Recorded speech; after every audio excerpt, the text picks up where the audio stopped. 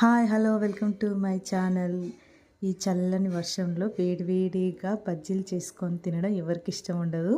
అందుకోసం ఈరోజు స్పెషల్గా బచ్చల కూర బజ్జీలు ఎలా తయారు చేసుకోవాలో చూద్దాం. అందుకోసం ఒక బౌల్లో శనగపిండి తీసుకొని 1 స్పూన్ కారం, 1 స్పూన్ ఉప్పు, కొద్దిగా వాము, 1 స్పూన్ జీలకర్ర, వంట సోడా కూడా వేసి ఒకసారి మొత్తం కలుపుకోవాలి. ఇప్పుడు ఫైనల్గా కొద్దిగా అల్లం వెల్లుల్లి పేస్ట్ వేసి కొద్దిగా వాటర్ వేసుకుంటూ కలుపుకోవాలి. ఒకేసారి మొత్తం వాటర్ వేస్తే ఉండలు కట్టేస్తుంది పిండి. ఇప్పుడు బచ్చల కూర ఆకుల్ని నీట్గా కడుక్కొని పిండిలో డిప్ చేసి ఆయిల్లో ఫ్రై చేసుకోవాలి. ఇప్పుడు 2 సైడ్స్ కాల్చుకుంటే